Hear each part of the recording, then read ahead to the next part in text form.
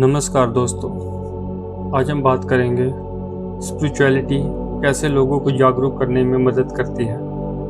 Spirituality a heavy word जो लोगों को भगवा वस्त्र पहने पुरुषों या एक आइसोलेटेड माउंटेन पर ध्यान कर रहे युवा लड़कों और लड़कियों के बारे में सोचने पर मजबूर करता है। ये उतना कॉम्प्लिकेटेड नहीं है जितना लोग इसके बारे में सोचते हैं, और ना ही स्पिरिचुअलिटी आपको दुनिया को त्यागने के लिए कहती है। ये केवल आपको दुनिया की एनर्जीज के साथ तालमेल बिठाने में मदद करती है। ये सीखने का एक अच्छा समय है कि आध्यात्मिकता कैसे पुरुषों और महिलाओं दोनों की मदद कर सकती है। एट इट्स कोर, स्पिरिचुअलिटी के बारे में सबसे अच्छी बात यह है कि ये आपको प्रेजेंट में जीना सिखाती है, और अधिकांश समय आप एक्टिव रहते हैं, कॉन्शियस रहते हैं, but living in the present moment. आज हम जिस दुनिया में रह रहे हैं वहाँ हर तरह के भोग विलास हैं।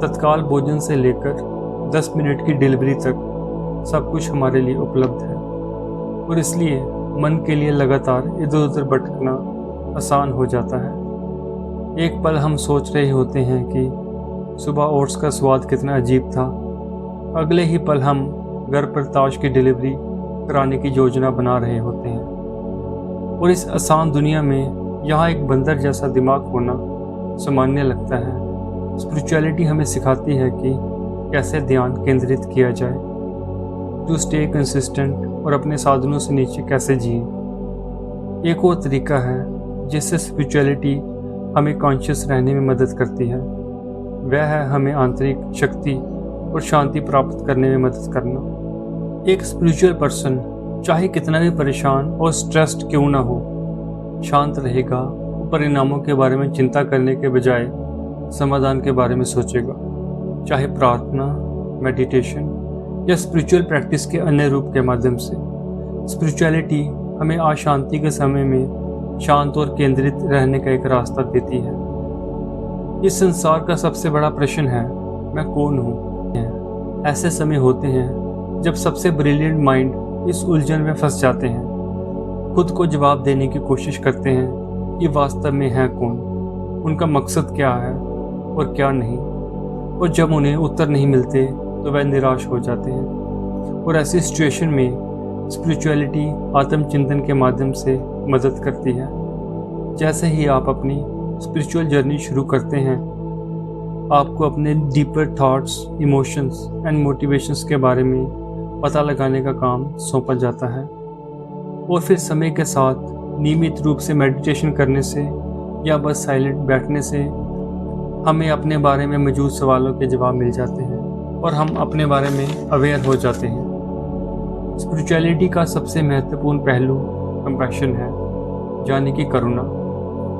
आप स्पिरिचुअल नहीं हैं यदि आप उन सभी प्राणियों के प्रति दयालु, देखभाल करने वाले नहीं हैं जो आपको कोई नुकसान नहीं पहुंचाना चाहते हैं।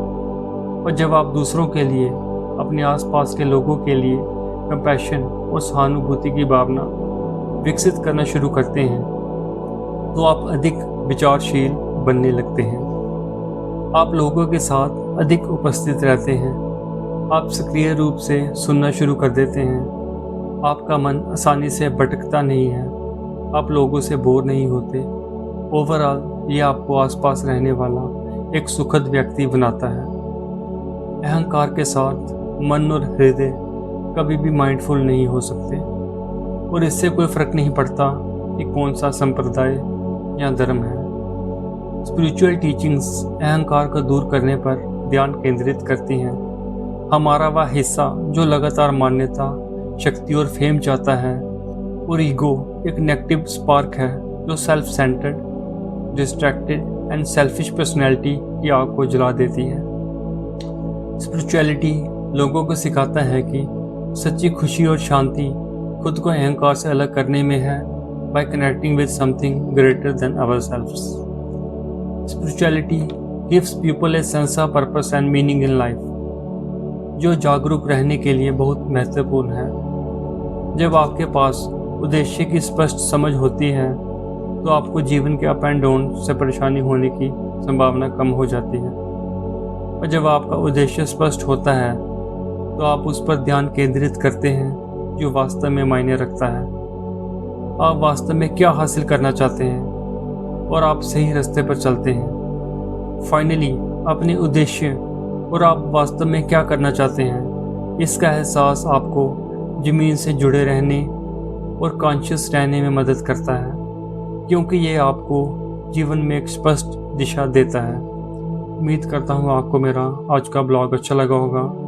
अगर आपको कुछ अच्छा या बुरा लगा तो प्लीज़ कमेंट्स में मेंशन करें, और मिलते हैं कल एक नए ब्लॉग में। तो तब तक के लिए goodbye, take care, bye bye, take care, thank you.